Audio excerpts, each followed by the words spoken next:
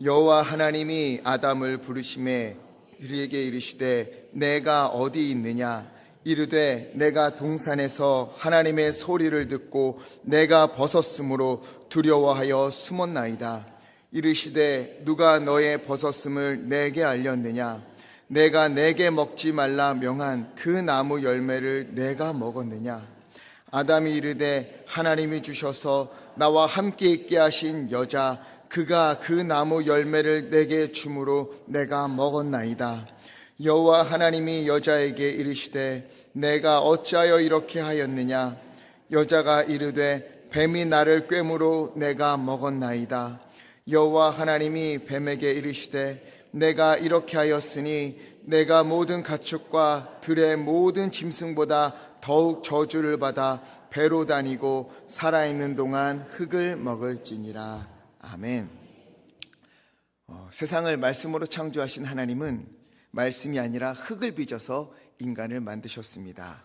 하나님의 형상대로, 자기 형상대로 인간을 만드셨어요. 누군가를 사진 찍어서 이게 그 사람이야, 이게 내가 사랑하는 사람이야, 내 아들이야, 내 딸이야 이렇게 하는 것처럼 하나님을 사진 찍어서 이 땅에 보여주는 존재로 인간을 창조하셨습니다. 흙으로 만드는 것에 그치지 않고 그 코에 생기를 불어넣으심으로 그렇게 하나님을 믿는, 하나님을 닮은 존재로 살아가는 생명이 되게 하셨어요. 그리고는 그들이 평화롭게 자유롭게 살 수 있도록 한 장소를 만드셨는데 거기가 어디지요? 에덴 동산입니다. 창세기 2장 8절을 보니까 동방에 에덴의 동산을 창설하시고 그 지으신 사람을 거기 두시니라. 에덴 동산을 만드시고 평화롭고 무엇이든 마음대로 누릴 수 있는 아름다운 동산에 그들을 두셨어요. 그리고 중요한 것을 하나 주셨지요. 자유. 그곳에서 마음껏 자유를 누리며 살도록 허락하신 겁니다. 하나님이 창조하신 세상에서 하나님을 닮은 존재로서 하나님과 친밀한 교제를 나누면서 그렇게 살 수 있는 존재로 만드신 거예요. 그런데 이곳에 하나님이 금하신 것이 딱 하나 있었지요. 아시는 것처럼 선과 악을 알게 하는 나무, 일명 선악과입니다. 2장 17절을 보니까 선악을 알게 하는 나무의 열매는 먹지 말라. 내가 먹는 날에는 반드시 죽으리라 하시니라. 이렇게 말씀하셨어요. 하나님이 인간을 위하여 손수 에덴 동산을 창설하셨어요. 그리고 사랑하는 인간을 그곳에 두셨습니다. 평화롭고 아름다운 곳이지만 자유롭게 누릴 수 있도록 모든 것을 허락하셨지만 딱 한 가지 금단의 나무, 선악을 알게 하는 나무의 열매는 먹지 말라 명하셨어요. 바로 여기에 제가 어릴 적부터 고민했고 또 수시로 듣는 질문이 하나 등장을 합니다. 하나님은 왜 선악과를 만드셨을까? 그 나무를 만들지 않았다면 인간이 먹을 이유도 없고 먹지 않았다면 죄를 지을 일도 없는데 왜 하필 그거를 만들어서 그것도 동산 가운데 두셔서 죄를 짓게 하신 걸까? 이런 질문이지요. 사람이 가진 위대한 능력 중에 하나가 하지 말라고 하면 더 하고 싶고 먹지 말라고 하면 꼭 한번 먹고 싶고 열지 말라고 하면 열어보고 싶고 보지 말라고 하면 보고 싶은 것, 이게 우리 인간의 능력 중에 하나잖아요. 선악을 알게 하는 나무 하나님이 만드셨습니다. 2장 9절에 동산 한가운데 두셨어요. 언제든 볼 수 있도록 탐스러운 열매를 가진 나무를 만드셨습니다. 그리고 그 열매를 먹지 말라. 너가 먹는 날에는 반드시 죽으리라. 왜 이렇게 하셨을까? 예전에 강아지를 제가 키운 적이 있어요. 그때 강아지를 키우면 우리는 늘 훈련이라는 것을 하게 됩니다. 아주 기본적인 훈련이지요. 좋아하는 간식을 바닥에 놓고 뭐라고 합니까? 기다려! 꼭 이럽니다. 이 강아지한테는 아주 곤욕이지요. 주지나 말던가 치사하게 주고 기다리라고 합니다. 기다려, 그리고 먹어, 이렇게 해요. 왜 이렇게 합니까? 훈련하기 위해서지요. 주인의 말을 듣고 따르게 하기 위해서, 혹시나 위험한 행동을 할 때에 하지 못하도록 막기 위해서, 주인으로서의 위험이 있어야 하니까 그렇게 훈련하기도 합니다. 그럼 하나님도 우리를 훈련하기 위해서 이 선악과를 만드셨을까? 먹지 마! 착 참게 하고, 참으면 다른 열매 주시고, 말 잘 듣나 이렇게 보게 하시려고 그렇게 생각할 수도 있겠지만, 선악과를 동산 가운데 두신 이유는 인간을 위해서입니다. 우리를 위해서. 자, 하나님이 인간을 하나님의 형상대로 만드셨어요. 동산의 모든 것을 다스리게 하셨습니다. 심지어 인간이 한 일 중에 중요한 일이 있는데 2장 19절에 보니까 하나님이요, 창조하신 것들을 아담에게 보내면서 뭘 하게 하셨지요? 아담이 그 각 생물을 이름을 부르도록 하셨어요. 이름을 붙이게 하셨습니다. 하나님의 창조 사역에 아담이 동참하도록 하신 거예요. 그래서 이런 이야기가 있습니다. 하나님은 온 세계를 창조하신 창조주이시고, 인간은 하나님이 창조하신 세계 안에서 그 안에 있는 것들을 사용하여 새로운 것을 창조해내는 능력을 가진 사람이다. 창조 세계 안에서 그 창조된 것들을 가지고 다시금 창조해내는 능력을 가진 인간, 무언가를 끊임없이 연구하고 만들고 창조해내는 그런 모습이 있다는 것이죠. 실제로 하나님의 형상을 가졌기에 이름을 붙이는 것은 오직 인간만이 할 수 있는 행위였습니다. 동물은요, 서로에게 이름을 붙이지 않아요. 무엇도 이름을 붙일 수 없습니다. 이름을 붙인다는 것은 그 존재를 인식하고 파악하고 구분하고 정의를 내린다는 거예요. 놀라운 능력입니다. 우리가 자녀를 낳을 때에도 하나님의 창조의 신비함을 맛보지만 아이의 이름을 붙일 때에도 역시 하나님의 형상대로 만드신 인간의 창조 능력을 보게 되는 거예요. 자녀의 이름을 지어 부르던 때를 기억하십니까? 저는 똑똑히 기억합니다. 저는요, 3명의 아이를 낳게 될 것이다 굳게 믿었어요.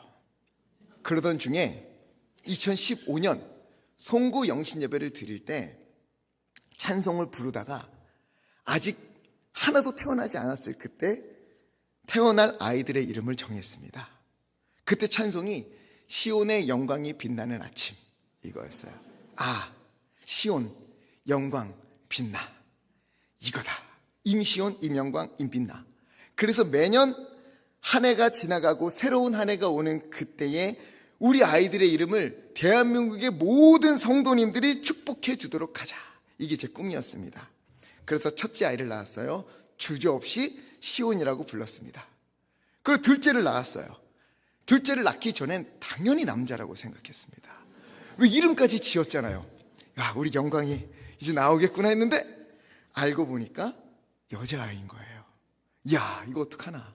주여 어찌된 일입니까? 고민이 많았습니다. 다른 이름은 생각해 보지도 않았어요.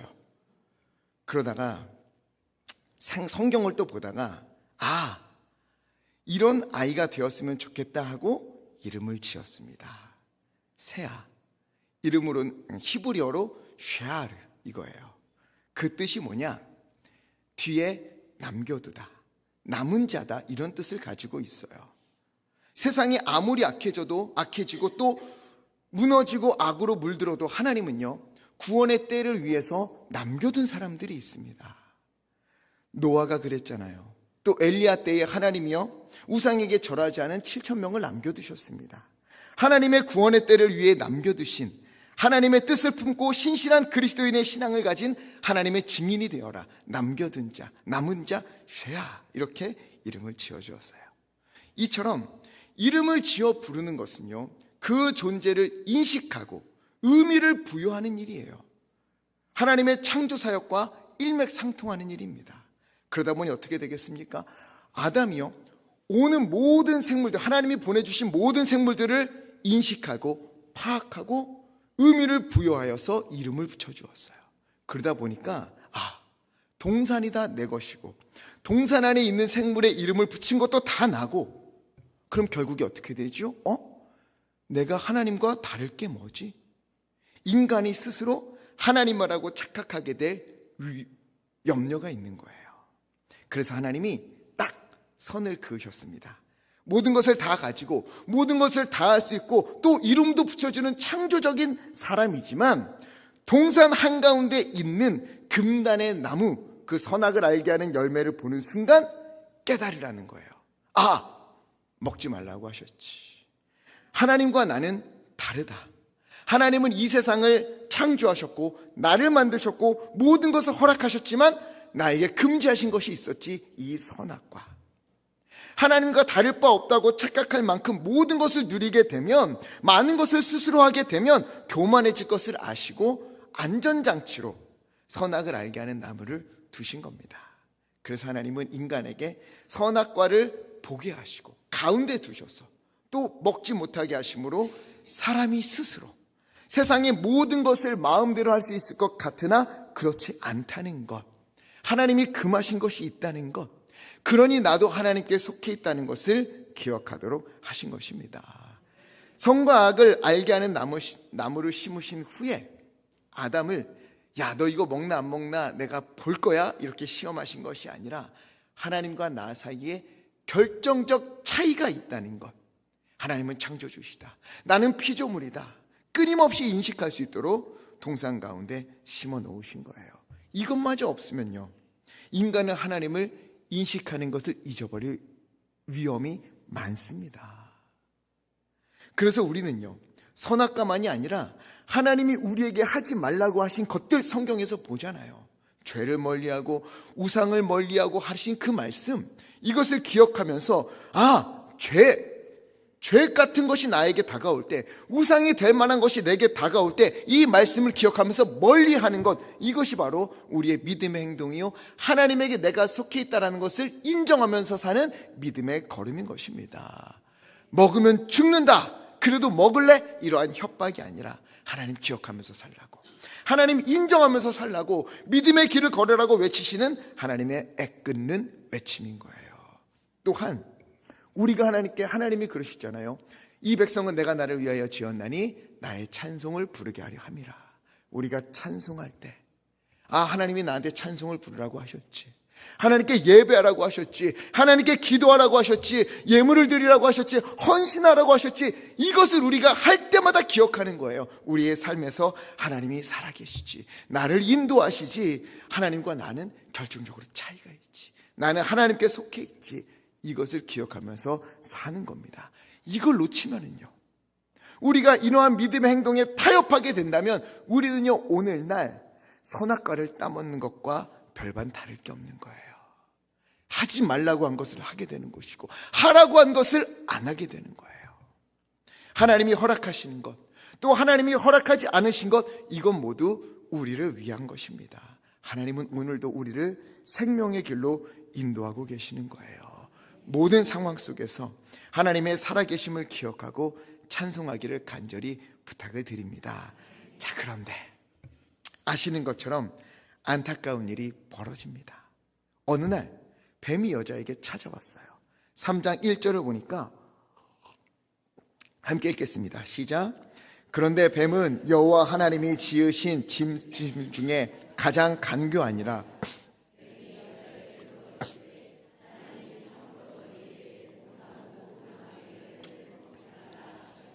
아멘. 뱀이 물었어요.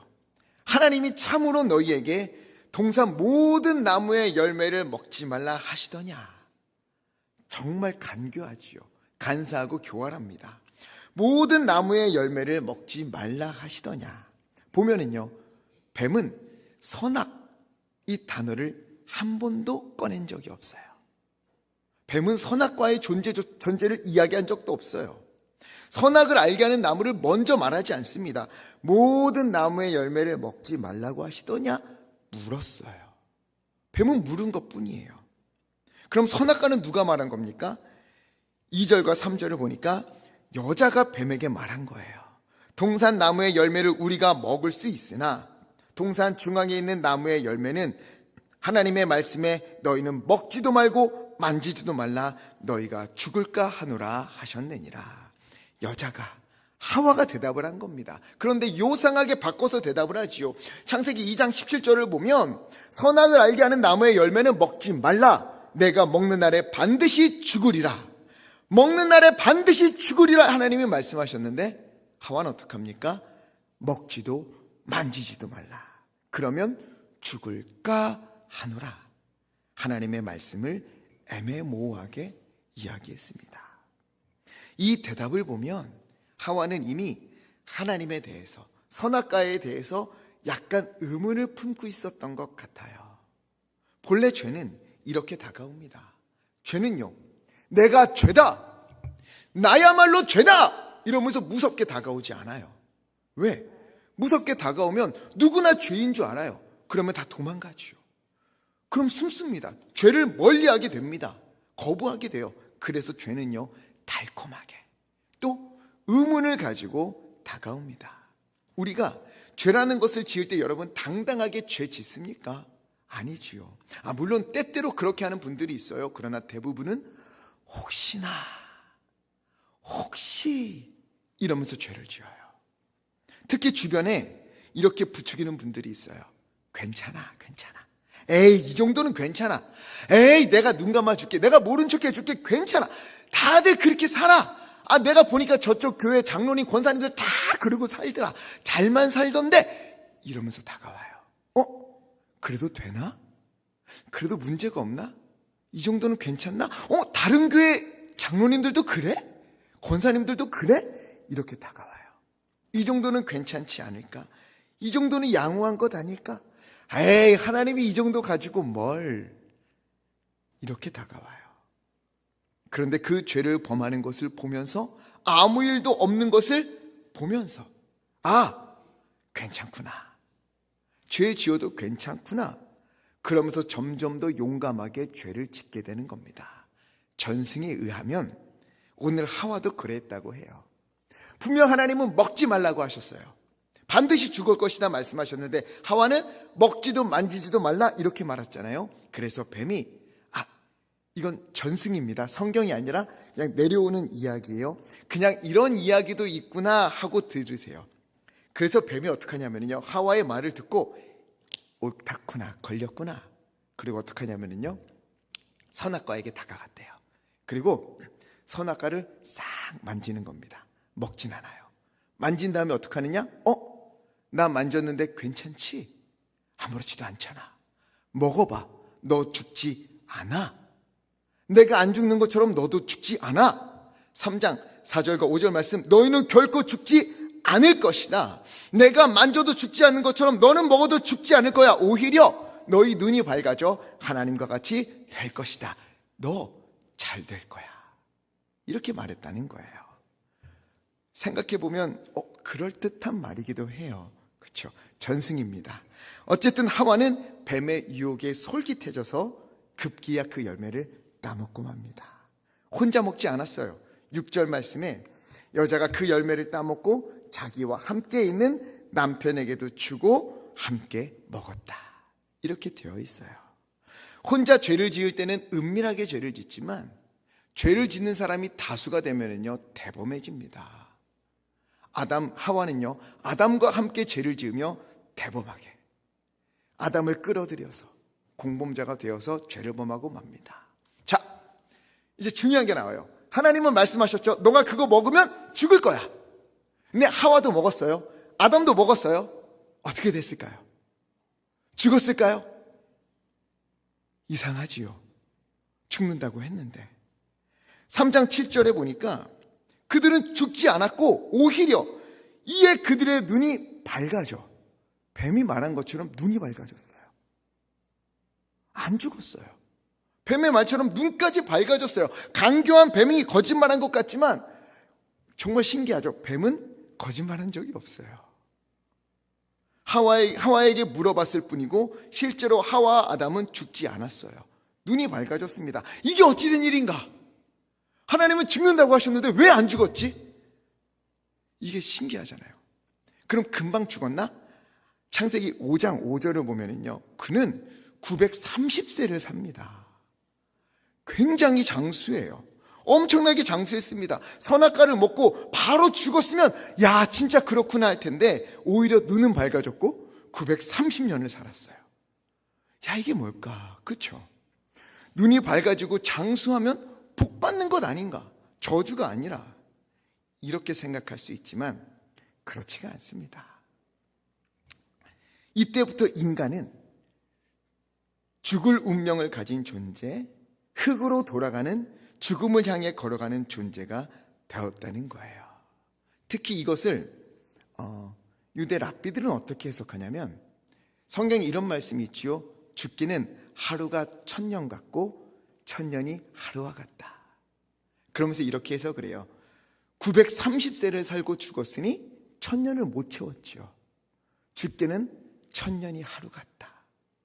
하나님 앞에서는 하루도 못 살고 죽은 것 같다. 이렇게 해석하기도 합니다. 그러나 이거는 그냥 이런 해석도 있구나 하고 들으시면 되고요.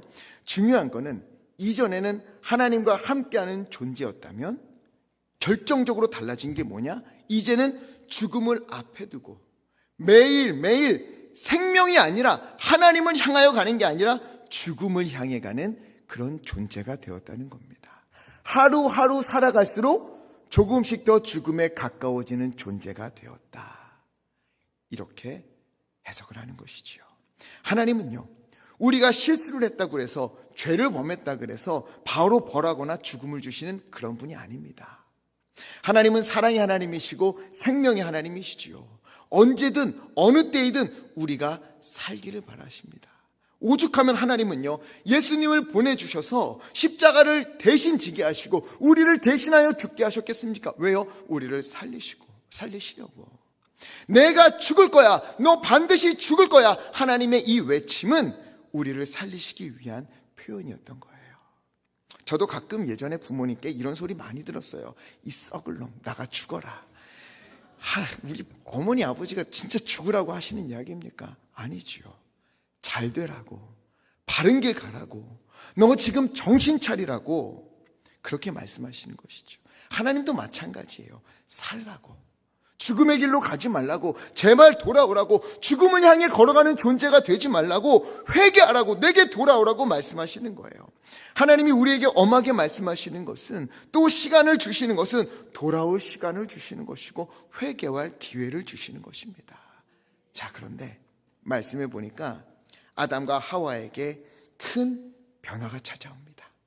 3장 7절 말씀 함께 읽겠습니다. 시작. 이에 그들의 눈이 맑아져 무화과 나뭇잎을 엮어 치마로 삼았더라. 아멘. 그들의 눈이 밝아졌어요. 밝아져서 어떻게 됐느냐? 벗은 줄 알게 되었다. 이렇게 이야기합니다. 여기서 눈이 밝아졌다, 이게 무슨 뜻인가 하면요, 선과 악을 알게 하는 나무를 먹었다고 했어요. 즉 선과 악을 판단하는 존재가 되었다는 겁니다. 벗은 것을 보고 수치스럽다고 판단하는 존재가 된 거예요. 스스로 판단하는 존재가 되었다. 이게 바로 눈이 밝아졌다는 겁니다. 그럼 좋은 것 아닌가? 선과 악을 알게 되었으니 좋은 것 아닌가? 이렇게 생각할 수 있는데 그게 아니에요. 중요한 게 있습니다. 판단하는 존재가 되었는데 뭐가 없어요? 판단하는 기준이 없어요. 무엇이 선이고 무엇이 악인지 그 기준이 인간에게 없는 거예요. 그러다 보니까 내 생각, 내 입장, 이걸로 판단하는 존재가 되어버린 겁니다. 각자의 입장만 내세우는 거예요. 이때부터 인간 세상에 불행이 다가온 겁니다. 다툼이 다가온 거예요. 아픔이 찾아온 거예요. 모두가 각자의 기준으로 판단하기 시작했어요. 실례로 전쟁이 그렇지 않습니까? 전쟁을 일으킨 입장과 당하는 입장이 달라요. 그리고 보는 기준에 따라서 이 해석이 완전히 달라집니다. 명백한 기준이 없는 거예요. 자기 자신이 기준이 되어버렸습니다. 아담과 하와도 어떻게 되었습니까? 벗은 몸이 수치스럽다고 스스로 판단해버렸어요. 여러분, 그전까지 하나님의 창조하심은 선했어요. 하나님 보시기에 아름다웠어요. 하나님이 인간을 창조하시고 힘이 좋았더라 말씀하셨어요. 그런데 인간은 어떻게 됩니까? 눈이 밝아져서 하나님이 너무나 좋다고 말씀하신 것을 인간 스스로 수치스럽다고 판단해버린 존재가 되어버린 거예요. 무서운 일이에요. 눈이 밝아졌는데 하나님과 동등하게 된 것이 아니라 하나님과 정반대의 사람이 되었습니다. 하나님이 선하신 분인데 내가 하나님을 떠나 스스로 판단하기 시작했어요. 하나님은 혼돈을 질서로 바꾸셨는데 인간은 선악과를 먹으면 어떻게 됐습니까? 질서를 혼돈으로 바꿔버렸어요. 선을, 하나님이 선하시다고 하신 것을 내 스스로 이건 좋은 거야, 이건 나쁜 거야 판단해버리는 존재가 된 겁니다. 기준이 없는데도 끊임없이 갈등하고 다투는 세상이 되었어요. 그래서 하나님은 계속 말씀하시는 거예요. 성경에서 계속 말씀하시는 거예요. 나에게 오라. 말씀을 기준으로 삼아라. 예수님도 말씀하시죠. 내가 길이요 진리요 생명이다. 나로 말미암지 않고는 아버지께로 올 자가 없느니라. 명백한 기준을 그래서 예수님이 다시 오셔서 우리에게 보여주시는 것입니다. 우리 스스로 기준으로 삼고 살아가던 그 태초 때 잘못했던 에덴 동산에서 지었던 그 죄를 다시금 회개하고 회복되어져서 예수님을 기준으로 보고 예수님을 기준으로 걸어갈 수 있도록 예수님이 우리 가운데 오셔서 길을 알려주신 거예요. 왜요? 기준이 하나님께 있으니까. 그 기준을 따라 살아가야 우리가 사니까. 스스로 판단하지 말라고. 스스로 선하다 악하다 구분짓지 말고 말씀이 어떠한가, 하나님은 뭐라고 말씀하시는가, 이것을 꼭 살펴보라고. 하나님이 선하시다, 하나님이 기준이시다, 이것을 계속 말씀하시는 거예요. 이것은 오늘날도 동행합니다. 우리의 기준은 하나님이십니다. 내가 판단하는 게 아니에요. 아무리 내가 보기에 좋아 보여도 우리는 다시금 겸손하게 말씀을 살펴야 합니다. 내가 보기에 나빠 보여도 우리는 다시금 말씀을 살펴보며 하나님 앞에 겸손히 무릎 꿇고 기도하며 답을 구해야 되는 거예요. 우리의 생각이 판단하는 게 아니고, 우리의 경험이 판단하는 게 아니고, 역사가 판단하는 게 아니에요. 물론 참고는 할 수 있어요. 지혜는 얻을 수 있습니다. 그러나 우리의 기준은 우리 주 하나님이십니다. 예수님만이 길이요 진리요 생명이심을 잊지 마십시오. 주님만이, 우리가 주님을 따라갈 때에야, 우리가 예수님을 길이요 진리요 생명으로 삼고 그 걸음을 맞춰 한 걸음 한 걸음 걸어갈 때에야 우리 안에 있는, 우리 삶에 있는 혼돈이 질서로 바뀌고요, 공허가 충만으로 채워지시는 거예요. 그러나 아담과 하와는 이걸 거부했습니다. 금단의 열매를 따먹었고 스스로 판단하기 시작하여 하나님과의 관계가 달라졌어요. 이전에는 하나님이 창조하신 것을 기뻐하고 누렸지만 판단하기 시작했습니다. 스스로. 이전에는 하나님의 음성을 듣고 기쁨이 충만했지만 이제는 그 음성을 듣고 스스로 판단하여 두려워합니다. 못 들은 척하며 숨는 신세가 되고 말았어요. 죄는 이런 겁니다. 죄는요, 짓고 나면 생각보다 우리가 볼 때 바뀌는 게 없는 것 같이 보여요. 아무렇지 않은 것처럼 보여요. 들키지 않으면 아무도 모르는 것 같습니다. 괜찮은 것 같아요. 그러나 어떻습니까? 그 가운데 하나님의 마음을 잃어버리고 있는 게 바로 죄인 겁니다. 하나님의 말씀이 찔고 들어오면 그 말씀을 듣고 회개의 자리로 가야 하는데, 죄를 짓다 보면 그 말씀을 듣고 피해 숨어버려요. 하나님이 말씀하지 않는 곳으로, 하나님의 말씀이 없는 곳으로 성경책도 덮고 교회로부터 발걸음을 멀리하게 됩니다. 거부해요. 이것이 죄의 무서운 점입니다. 아담이 그렇습니다. 3장 9절 함께 읽어볼까요? 시작. 여호와 하나님이 내가 어디 있느냐. 이때 하나님이 아담을 부르십니다. 아담아, 내가 어디 있느냐. 이 음성은 아담이 죄를 지은 것을 보고 질책하려고 혼내는 막 씩씩거리면서 아담 너 어디 있어? 이런 게 아니에요.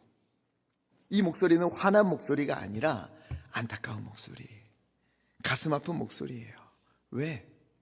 이제 2일 이후로 하나님은요, 아담 앞에 어떠한 일이 일어날지 아시기 때문에, 그들이 겪어야 할 일들을, 아픔을 아시기 때문에 가슴이 아프셨어요. 그래서 아담을 부르십니다. 아담아 네가 어디 있느냐. 3장 10절. 내가 동산에서 하나님의 소리를 듣고 내가 벗었으므로 두려워하여 숨었나이다. 그래서 하나님이 말씀하세요. 11절 함께 읽겠습니다. 11절 말씀 시작. 이르시되 누가 너의 벗었음을 내게 알렸느냐. 내가 내게 먹지 말라 명한 그 나무 열매를 내가 먹었느냐. 하나님은 다 아시지요. 아담이 먹지 말라고 한 그 열매를 먹은 것 다 아십니다. 그런데도 물으시는 거예요. 왜? 스스로 생각하고 뉘우치라고, 하나님께 돌아오라고, 하나님 앞에 잘못했다고, 어찌하면 좋으냐고 울며 불며 매달리기라도 하라고, 그래서 그렇게 물으신 거예요. 그러나 아담은 하와에게, 하와는 뱀에게 책임을 떠넘기고 맙니다. 심지어 3장 12절 함께 읽겠습니다. 시작. 아담이 이르되 하나님이 주셔서 나와 함께 있게 하신 여자 그가 그 나무 열매를 내게 주므로 내가 먹었나이다. 그 책임을 이제 하나님에게까지 떠넘기는 겁니다. 하나님이 주셔서 함께 하신 그 여자 때문에 내가 죄를 짓게 된 겁니다. 좋은 일이 있을 때는 하나님께 감사하다가도 좋지 않은 일이 있을 때는 누군가를 탓하다가 또 혹은 연약한 나를 탓하다가 결국에는 하나님을 탓하는 지경에 이르게 되지 않습니까? 하나님 왜 나를 이곳에 부르셔서, 하나님 왜 나에게 이런 일을 주셔서? 아담에게도 그 일이 있었던 거예요. 인간이란 참 연약한 존재이구나 다시금 깨닫게 됩니다. 차라리 아담이요, 그때 하나님께 매달렸으면, 회개했으면 달라졌을지 몰라요. 하나님과의 관계가 깨진 인간은 결국 스스로 판단하고 스스로 만족할 수 없는 불행한 삶을 살 수밖에 없는 존재가 되었습니다. 누군가를, 무엇인가를 끊임없이 탓하는 존재가 되었어요. 그러나 하나님과 올바른 관계에 있는 사람은 어떻게 됩니까? 탓할 존재를 찾지 않아요. 오히려 감사합니다. 어떠한 일이 있든지 그곳에서 하나님의 은혜를 발견해요. 그러니 그 입에 감사와 찬송이 흘러나옵니다. 또한 모든 일에 하나님의 인도하심을 믿기에 불안해하지 않습니다. 때로는 불안할 때도 있겠지만 기도의 자리를 찾아갑니다. 왜? 하나님과 나의 명확한 차이를 알기 때문에. 하나님은 창조해 주시고 전능하신 분이시며 나의 삶을 인도하시는 분이라는 확실한 믿음이 있기 때문에. 여러분, 우리가 하나님을 믿는 이유는 무엇입니까? 행복하기 위해서, 잘 살기 위해서. 물론 하나님 믿으면 행복하지요. 그러나 그보다 더 큰 이유가 있습니다. 하나님을 믿지 않으면 그 누구도 제대로 살 수 없기 때문에. 그래서 우리는 하나님을 믿어야만 하는 것입니다. 하나님과의 교제가 끊어지는 그 순간부터 인간은요, 혼돈과 공허함에 빠지며 질서와 충만을 잃어버리기 때문에 그렇습니다. 감사가 아닌 탓할 존재를 끊임없이 찾는 안타까운 지경에 이르게 되는 거예요. 이 일이 선악과 앞에서 아담과 하와가 범했던 죄, 그리고 그들이 겪어야만 했던 이 일들, 바로 그것이었던 것입니다. 그렇게 우리는 선악과를 만드시고 하나님을 기억하라고 하시는 주님의 음성에 귀를 기울여만 합니다. 모든 순간에, 삶의 모든 일이 있을 때 내 앞에 있는 그 일이 어떤 것이든지 그때 하나님을 인정하십시오. 이것이 하나님이 에덴 동산에서 선악과를 그 가운데 두시고 하나님을 기억하라고 하신 나의 안전장치구나. 좋은 일이 있어도 그 일을 보며 하나님을 기억하고, 안 좋은 일이 있어도 그 일을 기억하면서 하나님께 부르짖으며 하나님을 기억하는 것입니다. 그리고 혹시나 우리가 하나님으로부터 멀어져 있는 때가 있습니까? 하나님께서 아담아, 내가 어디 있느냐 하시는 그 음성을 나를 향한 부르시는 음성으로 들으십시오. 그때 탓할 존재를 찾는 게 아니라, 하나님 내가 이 일 때문에, 하나님 이 사람 때문에, 그게 아니라 하나님 진실로 내가 주님 앞에 정직하게 살아야 하는데 또 무너졌네요. 또 넘어졌네요. 주님 앞에 연약한 죄인이 오니 예수 그리스도의 십자가의 보혈로 나를 정결케 하시사 다시금 주님 앞에 살게 하소서. 주님 앞에 돌아오는 우리 모두 되기를 간절히 바랍니다. 우리 앞에 놓여져 있는 선악과들이 있습니까? 하나님을 기억하라고 한 일들이 있습니까? 좋은 일입니까? 나쁜 일입니까? 좋은 일이든 나쁜 일이든 그게 중요한 게 아니에요. 그것을 보며 내가 하나님을 기억하는 것, 내가 하나님께 찬송하는 것, 내가 하나님께 기도하는 것, 이게 중요한 것입니다. 이것만 놓치지 않으면 우리는 다른 길로 벗어나지 않습니다. 이것을 놓치면 우리는 탓할 존재를 찾게 되는 죄인이 되고 마는 거예요. 우리가 이것을 기억하면서 주여, 아담과 하와의 그 죄를 내가 범하지 않도록 날마다 매 순간마다 주님을 기억하며 사는 존재가 되게 하여 주소서. 혹시나 내가 죄를 지어 연약한 모습으로 있다면 주여 나를 용서하여 주시사 다시금 주님의 길을 걷는 그런 믿음의 사람 되게 하여 주소서. 끊임없이 주님의 그 길을 따라가는 믿음의 사람 되게 하소서. 이 기도가 우리에게 있기를 그래요 주님의 길을 바로 걷는 우리 모두 되기를 예수 그리스도의 이름으로 간절히 축원합니다. 우리 시간에 말씀을 기억하며 잠시 기도했으면 좋겠습니다. 우리 이 시간에 내 앞에 있는 어떤 일들이 있습니까? 그것이 좋은 일이든 나쁜 일이든 하나님이여, 내가 이 일을 보며 하나님만을 기억합니다. 하나님의 좋은 일이 있다고 내가 거기에 빠져 하나님을 잊지 않게 하여 주시옵시고, 나쁜 일이 있다고 해서 내가 그 고통 속에 허우적거리면서 주님을 버리는 존재가 되지 않도록 아버지 나를 붙잡아 주시옵시고, 끊임없이 주님을 찬송하며 기억하며 믿음의 길을 걸어가는 믿음의 사람들 되도록 아버지 인도하여 주시옵소서. 우리 시간에 주여 힘차게 외치시고 합심하여 함께 기도하겠습니다. 주여, 하나님이여, 우리가 우리 앞에 있는 그 모든 일들, 아버지 내 앞에 놓여져 있는 일들, 그것을 바라보면서 주님을 기억하는 믿음의 사람들 되기 원합니다. 아버지 하나님, 우리 가운데 좋은 일이 있습니까? 그 좋은 일을 주신 하나님을 기뻐 찬송하며 하나님을 인정하는 사람 되게 하여 주시옵소서. 아버지 하나님, 혹시나 어려운 고통의 고난의 일들이 있습니까? 하나님의 그 고난의 시간, 그 고통의 시간에 아버지 하나님이여, 그때에도 나를 구원하시는 주님, 이것을 통해서 하나님께 부르짖으라고 외치시는 하나님의 애끓는 마음을 기억하면서 다시금 주님 앞에 나와 기도하며 주님께 맡기는 믿음의 사람들 되게 원합나니 아버지 인도하여 주시옵소서. 하나님의 아담과 사와가 선악과를 따먹고 주님 앞에 죄를 저질렀던 하나님을 떠나서 스스로 판단하는 존재가 된 아버지 안타까운 일을 우리가 보며, 하나님 우리의 기준을 나에게 두지 아니하고 하나님께 두른 존재로 살아가기 원하옵나니 아버지 끊임없이 성령님이 우리 가운데 임재하여 주시사 바른 길을 알게 하여 주시고, 예수 그리스도가 걸으신 그 길을 우리로 알게 하여 주시사 그 길을 걸어 믿음의 사람들 될 수 있도록